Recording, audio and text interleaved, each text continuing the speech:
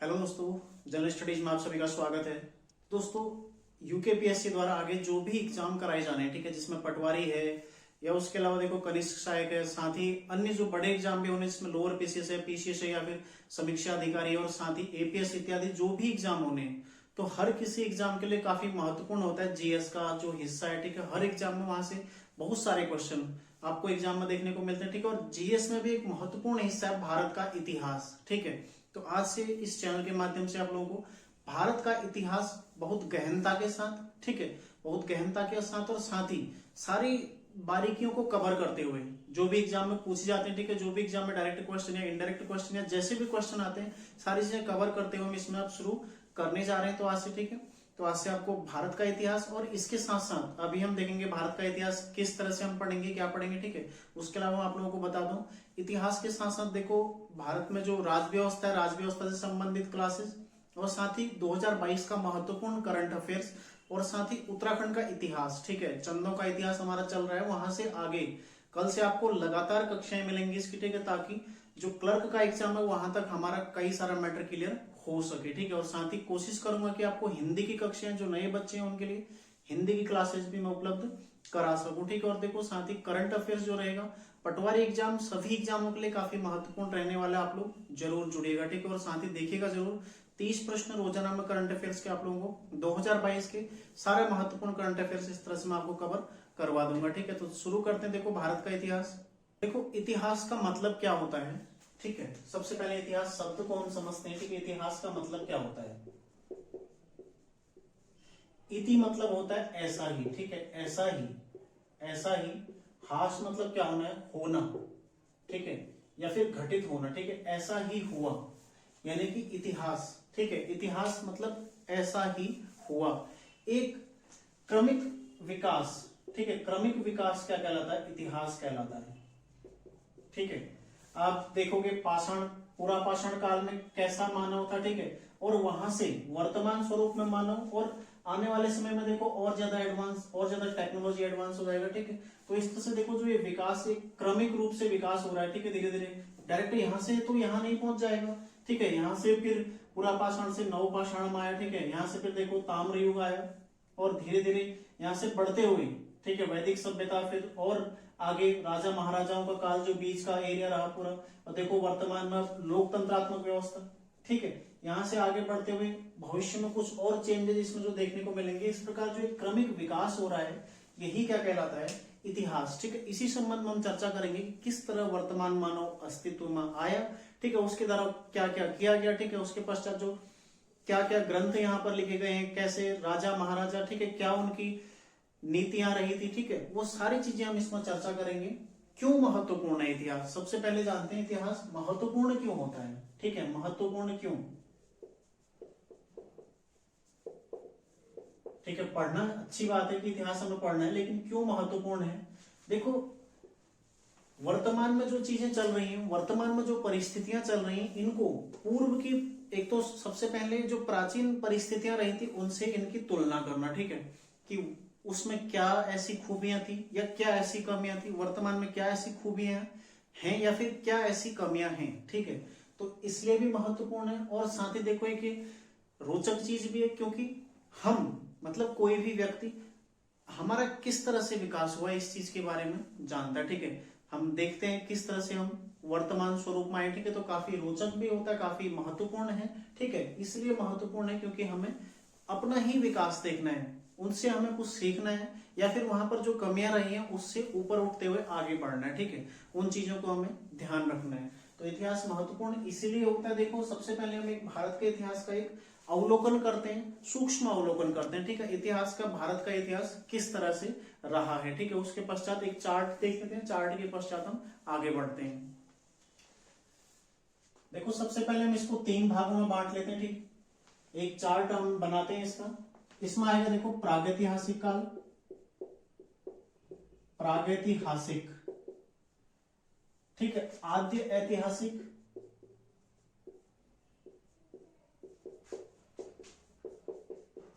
आद्य ऐतिहासिक, ठीक है, और फिर आ जाएगा ऐतिहासिक काल, ऐतिहासिक काल, ठीक है।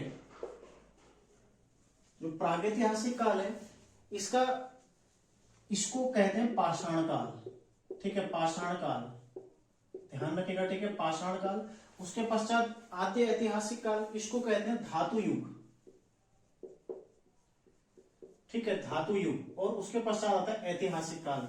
इनमें क्या क्या देखो, क्या क्या इनमें अंतर क्या क्या है तो इतिहास का ही क्रमिक अध्ययन, लेकिन इनमें अंतर क्या क्या है, इसमें जो हम चर्चा करेंगे इसके अंतर्गत आएगा एक ऐसा काल जिसके संबंध में हमारे पास अभिलेख है, साक्ष्य है, लेकिन पढ़ा नहीं गया है, ठीक है, मतलब सबूत है लेकिन हम उसको अभी तक पढ़ बिल्कुल भी नहीं पाए हैं। और सबूत भी किस रूप में, या तो गुफा चित्रों के रूप में, ठीक है, मतलब शिलाश्रय, शैल चित्र या फिर गुफा चित्र, क्योंकि मानव उस काल में गुफाओं के अंदर ही रहता था, ठीक है, तो उस प्रकार के हमें साक्ष्य मिले, या फिर पत्थर के औजार मिलेंगे, ठीक है, लकड़ी के औजार, ठीक है, जो भी हड्डियां हैं उनके औजार, तो इस तरह की चीजें हमें प्राप्त हुई, जो कि जैसे पत्थर की कुल्हाड़ी, ठीक है, तो इस तरह की चीजें जो मतलब कुछ ऐसे साक्ष्य, कुछ ऐसी लिपियां, जैसे मान लो चित्र बने गुफाओं के अंदर, ठीक है, अब कुछ भी बना दिए, हम इन्हें समझ पाने में असमर्थ हैं कि आखिर लिखा क्या गया है, या फिर किस तरह से उसने अपनी प्रतिक्रियाएं व्यक्त की हैं, ठीक है। यदि यहाँ पर देखो चित्र मिलता है मनुष्य का, जैसे आपने उत्तराखंड के परिप्रेक्ष्य में देखा होगा कहीं से,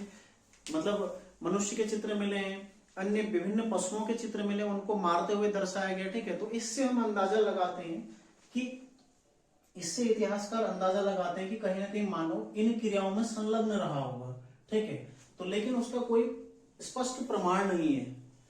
ऐसे आद्य ऐतिहासिक काल देखो, इस काल के प्रमाण हैं, कुछ हद तक हम उन्हें पढ़ भी पाए हैं, जैसे वैदिक काल है, या फिर ठीक है वैदिक काल के 2 हिस्से, वो सब इसी में देखेंगे, ठीक है। आद्य इतिहास में कुछ चीजें हम पढ़ भी पाए, कुछ चीजें अभी तक नहीं पढ़ पाए, जैसे सिंधु घाटी सभ्यता, ठीक है, तो सिंधु घाटी सभ्यता में जो लिपि प्राप्त हुई वो अभी तक हम पढ़ नहीं पाए, तो आद्य ऐतिहासिक काल है, ठीक है, मतलब स्रोत मिले हैं, कुछ पठनीय हैं, कुछ नहीं है।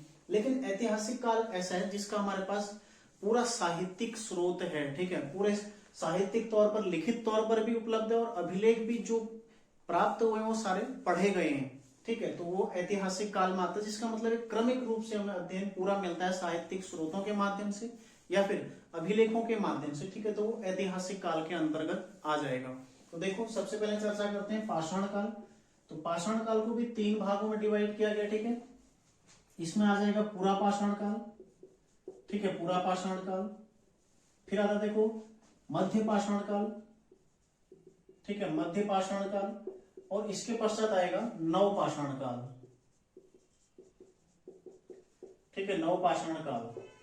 यदि इनको देखें पूरा पाषाण काल, इसको भी अलग अलग तरीके से डिवाइड किया जाएगा, ठीक है। 8000 ईसा पूर्व से पहले का समय, ठीक है, ईसा पूर्व से पहले का समय कौन सा आ जाएगा, पूरा पाषाण काल, ठीक है। जो मध्य पाषाण काल है ये हो जाएगा 8000 से 4000 ईसा पूर्व, ठीक है, ईसा पूर्व का समय। और जो नव पाषाण काल है ये 4000 ईसा पूर्व से 2500 ईसा पूर्व का समय है, ठीक है। ये भारतीय परिप्रेक्ष्य में, विश्व के परिप्रेक्ष्य में ये जो समय है ये अलग अलग आपको मिलेगा, ठीक है, भिन्न भिन्न किताबों में अलग अलग ये दिया गया है, लेकिन जो भारतीय परिप्रेक्ष्य में है, ठीक है, ये मैं आपको बता रहा हूं। देखो पूरा पाषाण काल भी आपको 3 भागों में मिलेगा, जिसमें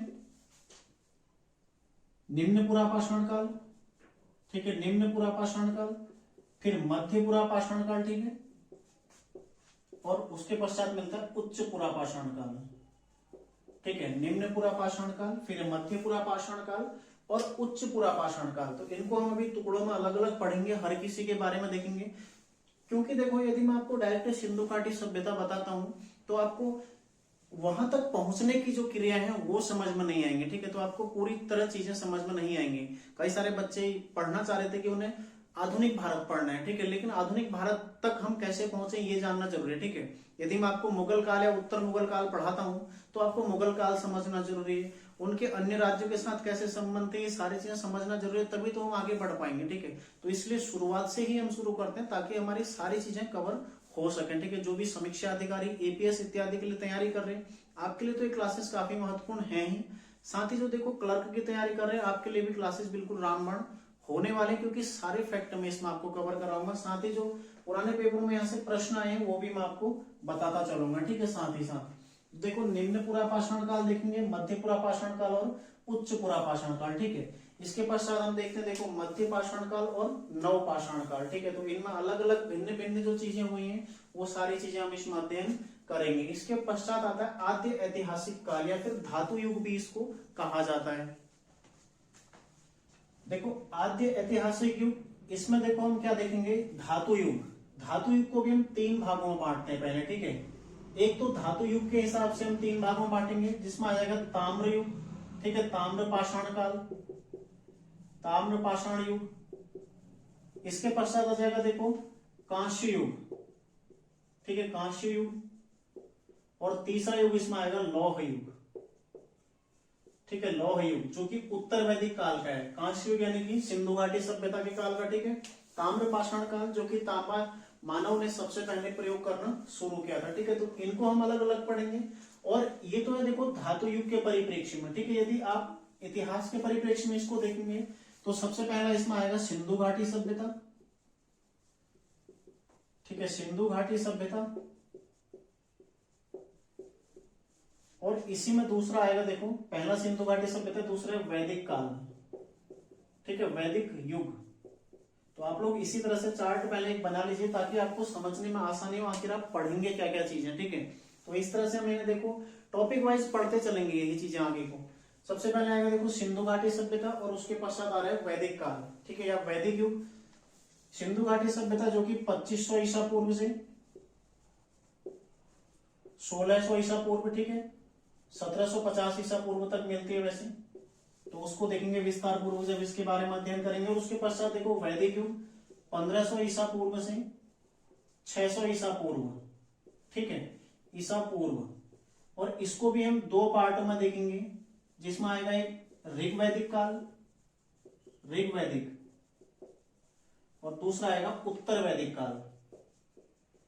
ठीक है, उत्तर वैदिक काल। तो ऋग्वैदिक काल 1000 ईसा पूर्व तक का आएगा। ठीक है, 1500 से 1000 ईसा पूर्व तक आएगा। और उत्तर वैदिक काल आएगा देखो 1000 ईसा पूर्व से 600 ईसा पूर्व तक। ठीक है, महाजनपद युग तक आएगा ये उत्तर वैदिक काल। ठीक है, ध्यान रखिएगा देखो आद्य ऐतिहासिक युग जिसे हम 2 भागों में बांट रहे हैं। ठीक है, आद्य ऐतिहासिक युग को एक सिंधु घाटी सभ्यता वाला युग और दूसरा वैदिक युग। ठीक है, वैदिक काल को भी हम एक ऋग्वैदिक काल और एक उत्तर वैदिक काल। ठीक है, तो 2 भागों में बांट देंगे। इस तरह से इसका टाइम पीरियड अलग अलग हो जाएगा। और ऐसे धातु युग यदि हम इसको धातु काल के रूप में देखें तो इसमें एक ताम्र युग देखेंगे, दूसरा कांस्य युग देखेंगे और तीसरा लौह युग। तो ऐसे ही आप समझ जाओ देखो सिंधु घाटी सभ्यता से पहले तांबे का काल था, उसके पश्चात देखो कांसे का युग था। ताम्र युग साथ साथ भी चला है। जब हम ताम्र पाषाण कालीन संस्कृति देखेंगे तो वो 700 ईस्वी तक का, यानी कि लगभग उत्तर वैदिक काल तक भारत में ताम्र युग रहा है। ठीक है, तो अलग अलग जगह पर अलग अलग तरीके से मानव का विकास हुआ है, तो वो सारी चीजें हम चर्चा करेंगे। उसके पश्चात देखो कांस्य युग जो कि सिंधु घाटी सभ्यता वाला युग है, और उसके पश्चात लौह युग। ठीक है, उत्तर वैदिक काल में लोहे का प्रथम बार प्रयोग हुआ था, तो वहीं पर हम इसके बारे में चर्चा करेंगे। तो इस तरह से हमने इसको बांट दिया। इसके पश्चात आता देखो ऐतिहासिक काल, इसको भी देख लेते हैं एक बार। तो आप लोग इस तरह से इसका चार्ट जरूर बना लीजिएगा ताकि आपको आगे समझने में आसानी हो। ठीक है, जो तीसरा और महत्वपूर्ण भाग है, ठीक है, ऐतिहासिक काल, ये तीसरा और काफी महत्वपूर्ण भाग है। तो इसके बारे में देखें, देखो इसमें सबसे पहले आएगा प्राचीन भारत। ठीक है, प्राचीन भारत, प्राचीन भारत का इतिहास। उसके पास पश्चात आएगा देखो मध्य भारत। ठीक है, मध्य भारत का इतिहास, मध्यकाल का इतिहास आएगा। और उसके पश्चात आएगा देखो आधुनिक भारत। ठीक है, आधुनिक भारत। तो इनमें भी अलग अलग पॉइंट हम देखेंगे। सबसे पहले जो प्राचीन भारत है ये है देखो 600 ईसा पूर्व से, कब तक का समय है, 600 ईसा पूर्व से लगभग 712 ईस्वी तक का। ठीक है, ईस्वी सन लगभग 712 ईस्वी तक का समय है प्राचीन भारत का। मध्य भारत का देखो 712 ईस्वी से 1707 ईस्वी तक का। ठीक है, जब औरंगजेब की मृत्यु हो जाती है उस काल तक का मध्य भारत का समय है, उस समय तक का। ठीक है, और उसके पश्चात देखो 1707 से वर्तमान तक का आधुनिक भारत का समय है। लेकिन इतिहास में हम केवल 1949 तक ही पढ़ते हैं। ठीक है, स्वतंत्रता तक पढ़ते हैं। उसके पश्चात जैसे ही संविधान लागू हो गया, मतलब वहां तक हम पूरा इतिहास में चर्चा करते हैं। तो मान के चलो स्वतंत्रता तक। ठीक है, तो कहां तक है देखो प्राचीन भारत 600 ईसा पूर्व से 712 ईस्वी, ठीक है। मध्य भारत 712 ईस्वी से 1707 ईस्वी, और आधुनिक भारत कहां तक है? 1707 ईस्वी से स्वतंत्रता तक या फिर वर्तमान तक। तो ध्यान रखिएगा, ऐतिहासिक काल जिसको हमने 3 भागों में बांटा, ठीक है। प्राचीन भारत का इतिहास, ठीक है, मध्य भारत मध्यकालीन भारत का इतिहास और आधुनिक भारत का इतिहास। इसमें हम चर्चा करेंगे। देखो, प्राचीन भारत के इतिहास में सबसे पहले आएगा महाजनपद काल, ठीक है, महाजनपद काल। उसके पश्चात आता देखो धार्मिक आंदोलन, ठीक है, धार्मिक आंदोलन जिनमें जैन बौद्ध, ठीक है, जिसमें आप जैन, ठीक है, जैन धर्म है। उसके अलावा देखो बौद्ध धर्म है, भागवत धर्म है, ठीक है, भागवत या वैष्णव धर्म या फिर शैव धर्म है, ठीक है, शैव धर्म है। ये सारे हम इसमें चर्चा करेंगे। इसके पश्चात देखो इसमें आएगा मौर्य साम्राज्य, ठीक है, मौर्य के पश्चात आएगा मौर्य उत्तर काल, मौर्यों के पश्चात का काल, ठीक है, मौर्य उत्तर काल। और साथ ही इसके पश्चात देखो गुप्त काल और हर्ष काल, ठीक है, गुप्त काल आएगा प्लस हर्ष का काल आएगा, ठीक है, गुप्त और हर्ष का काल। इसी बीच में देखो यवन आक्रमण इत्यादि सारी चीजें, हम विदेशी आक्रमण जो भी होते हैं, ठीक है, वो सारी चीजें हम इसी काल में पढ़ेंगे। तो सबसे पहले हम प्राचीन भारत ही चर्चा करने वाले हैं। उसके पश्चात देखो मध्यकालीन भारत में हम चर्चा करते हैं। सबसे पहले इसको हम 2 भागों में बांटते हैं, ठीक है, 2 भागों में हम इसमें चर्चा करेंगे। एक है देखो पूर्व मध्यकाल, पूर्व मध्यकाल, और दूसरा है उत्तर मध्यकाल, ठीक है, पूर्व मध्यकाल और उत्तर मध्यकाल। पूर्व मध्यकाल में देखो हम अलग अलग जगहों पर अलग अलग शासकों ने शासन किया, ठीक है। यदि उत्तर की बात करें तो इसको भी हम 3 भागों पहले बांट लेते हैं, ठीक है। एक है उत्तर, एक है जो मध्य का एरिया दक्कन वाला, और तीसरा है दक्षिण, ठीक है, उत्तर, दूसरा देखो दक्कन यानी कि जो मध्य भारत का एरिया, और तीसरा है दक्षिण। तो अलग अलग जगह पर अलग अलग साम्राज्यों ने शासन किया, ठीक है, उनके बारे में चर्चा करेंगे। देखो उत्तर में हम चर्चा करेंगे राजपूत, ठीक है, राजपूत है, पाल है, प्रतिहार और गुर्जर, ठीक है, प्रतिहार और गुर्जर इत्यादि की चर्चा करेंगे। दक्कन में देखो चालुक्य, मतलब जो मध्य भारत है, ठीक है, चालुक्य, राष्ट्रकूट,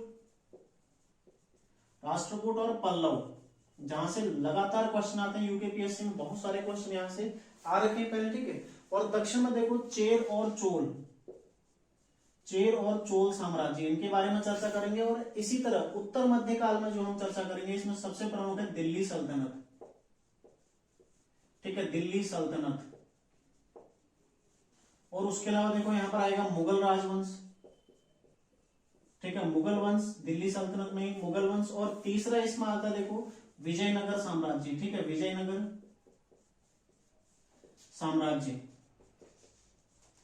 और साथ ही मराठा, जो मुगल काल है, उत्तर मुगल काल से पहले मराठा का अस्तित्व शुरू हो चुका होता है, लेकिन हम मुगल जो मराठा साम्राज्य उसको आधुनिक भारत में ही पूरा चर्चा करेंगे, ठीक है, उनका उत्कर्ष और उनका पतन सारी चीजें हम आधुनिक भारत में चर्चा करेंगे। तो देखो मध्य भारत में हम क्या क्या देखने वाले हैं। एक पूर्व मध्य काल में उत्तर में देखेंगे राजपूत, पाल और प्रतिहार, ठीक है, दक्कन में चालुक्य, राष्ट्रकूट और पल्लव। छोटी छोटी बारीकियां, मतलब जो एग्जाम की दृष्टि से काफी महत्वपूर्ण चीजें हैं, यही चीजें हम इसमें डिस्कस करने वाले हैं, ठीक है। देखो दक्षिण में चेर और चोल। उसके अलावा देखो उत्तर मध्य काल में इसमें दिल्ली सल्तनत जो कि काफी महत्वपूर्ण है, मुगल वंश एक और महत्वपूर्ण चीज, ठीक है, और विजयनगर साम्राज्य जो कि ये भी काफी महत्वपूर्ण है, ठीक है, ध्यान रखिएगा। इसके अलावा देखो आधुनिक भारत में जो हम चर्चा करेंगे, ठीक है, इसमें मुगल का पतन जो प्रमुख होगा, ठीक है, मुगलों का पतन, साथ ही देखो मराठा, साथ ही देखो स्वतंत्र राज्य, स्वतंत्र राज्य जो बाद में अस्तित्व में आए थे, ठीक है, और यूरोपियों का आगमन जो कि महत्वपूर्ण है, यूरोपियों का आगमन, ठीक है, ध्यान रखिएगा, ये काफी महत्वपूर्ण रहेगा। और इन्हीं यूरोपियों के आगमन में देखो डचों के बारे में, पुर्तगालियों के बारे में, फ्रांसीसियों के बारे में, और सबसे महत्वपूर्ण है अंग्रेजों के बारे में। और उसके पश्चात हम देखेंगे देखो स्वतंत्रता संग्राम, ठीक है, स्वतंत्रता संग्राम, इन संबंध में हम लोग चर्चा करने वाले, ठीक है। ऐतिहासिक काल में देखो प्राचीन भारत जिसमें महाजनपद काल है, ठीक है, धार्मिक आंदोलन इत्यादि, जैन, बौद्ध और भागवत, शैव धर्म जो भी आए थे, ठीक है, इनके संबंध में चर्चा करेंगे। फिर मौर्य काल, मौर्योत्तर काल जहां पर विदेशी आक्रमण भी हुए थे। फिर ठीक है गुप्त काल, और गुप्तोत्तर काल में हम देखेंगे हर्ष काल के संबंध में, हर्षवर्धन और उससे संबंधित जो राजवंश थे वहां पर, ठीक है, उसके संबंध में। फिर मध्य भारत में जो कि अरबी आक्रमण, मुस्लिम आक्रमण काफी महत्वपूर्ण इस काल का एक घटना रही, ठीक है, इस संबंध में चर्चा करेंगे। यहाँ पर देखो दिल्ली सल्तनत, मुगल वंश और विजयनगर साम्राज्य, तीनों काफी महत्वपूर्ण और यहाँ से कई सारे क्वेश्चन एग्जाम में देखने को मिलता है, ठीक है, तो इस संबंध में चर्चा करेंगे। उसके पश्चात आधुनिक भारत में देखो 1707 ईस्वी से स्वतंत्रता तक का, इसमें मुगलों का पतन किस तरह से हुआ, ठीक है, मराठा साम्राज्य उत्कर्ष और पतन।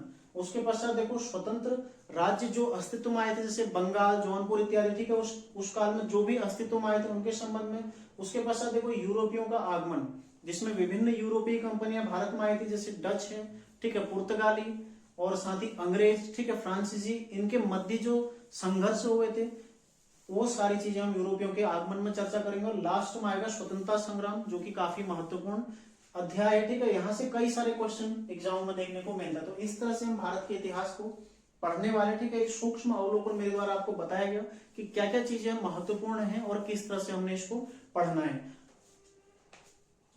तो आप लोग इसको नोट कर लीजिएगा, ठीक है, काफी महत्वपूर्ण आपके लिए रहेगा ये पूरे इतिहास पढ़ने के दौरान, क्योंकि यहाँ से बाहर यही चीजें हम टॉपिक वाइज टॉपिक पढ़ने वाले, ठीक है, और यहाँ से बाहर मतलब इस तरह से आपको एक छोटा छोटा अनुमान हो जाता है, मोटा मोटा अनुमान हो जाता है कि भारत में इतिहास में क्या क्या चीजें घटित हुई है, ठीक है। अब देखते हैं, देखो भारतीय इतिहास के स्रोत कहाँ कहाँ से हमें क्या क्या चीजें भारतीय इतिहास के लिखने के लिए, भारतीय इतिहास के बारे में जानने के लिए प्राप्त हुए, ठीक है, उसके संबंध में एक चार्ट के द्वारा चर्चा करते हैं, फिर उसको डिटेल वाइज हम पढ़ेंगे, ठीक है।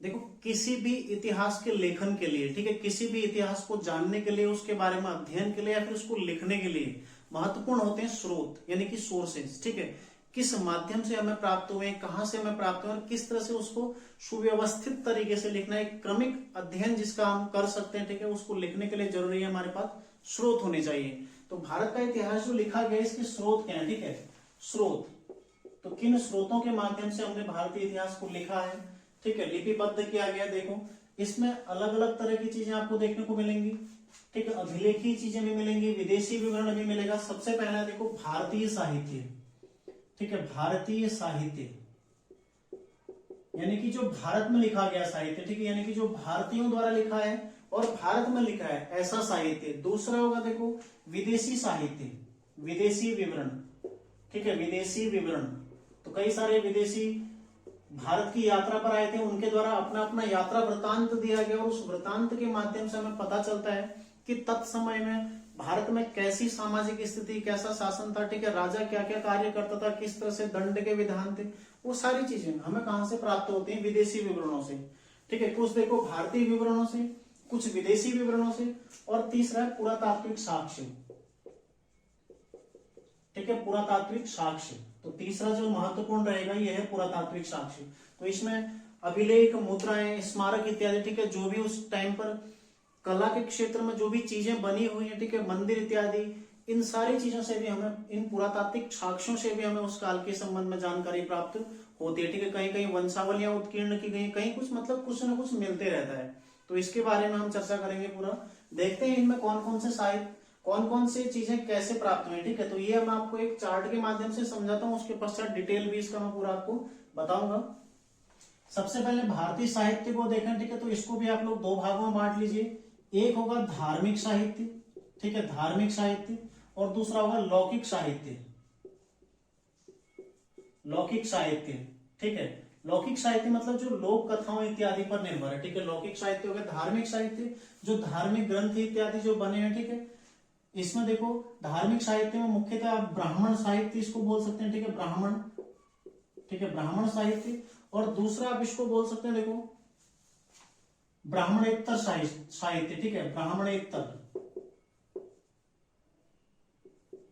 ब्राह्मण साहित्य और ब्राह्मणेतर साहित्य। तो इसको समझना भी जरूरी है। ब्राह्मण साहित्य मतलब जो धर्म है ब्राह्मण धर्म, ठीक है, यानी कि हिंदू धर्म से रिलेटेड साहित्य। और दूसरा ब्राह्मणेतर साहित्य, इसमें कई सारे ऐसे साहित्य ग्रंथ आएंगे जैसे जो बौद्ध, जैन इत्यादि धर्मों से संबंधित, ठीक है, उनके द्वारा जो रचित साहित्य किसमें आएगा, ब्राह्मणेतर, यानी कि है तो धार्मिक ही, क्योंकि वो भी धर्म से रिलेटेड है, लेकिन वो ब्राह्मण धर्म से न होकर किससे होगा, जैन बौद्ध इत्यादि से रिलेटेड होगा। ठीक है, जो ब्राह्मण धर्म से रिलेटेड होगा वो ब्राह्मण साहित्य में आएगा। ठीक है, ब्राह्मणों का जो साहित्य यानी कि हिंदू धर्म का जो साहित्य है उसमें देखो वेद, ठीक है, इसमें वेद, इसके अलावा देखो पुराण, उपनिषद, ठीक है, उपनिषद, अन्य धार्मिक ग्रंथ जैसे रामायण है, ठीक है, रामायण है, साथ ही महाभारत है और अन्य धार्मिक ग्रंथ, ठीक है, जो ब्राह्मण साहित्य से संबंधित है।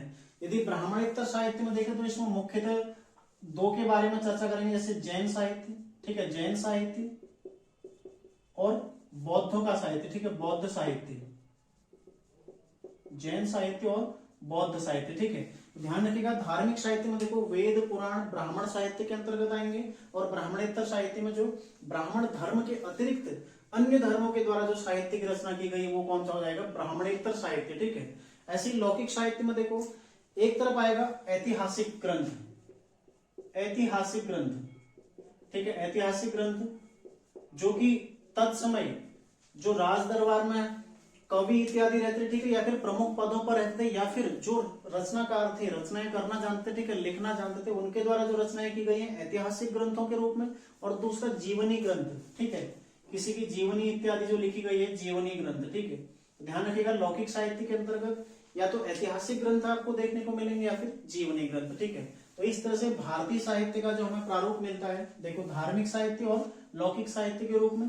तो धार्मिक साहित्य ब्राह्मण और ब्राह्मणेतर साहित्य के रूप में मिलता है और लौकिक साहित्य ऐतिहासिक ग्रंथों और जीवनी इत्यादि के रूप में हमें देखने को मिलता है। ठीक है, अब देखते हैं देखो विदेशी विवरण। तो आप लोग इतना नोट कर लीजिए, इसका स्क्रीनशॉट वगैरह ले लीजिए ताकि मैं आपको विदेशी विवरण भी समझा सकूं।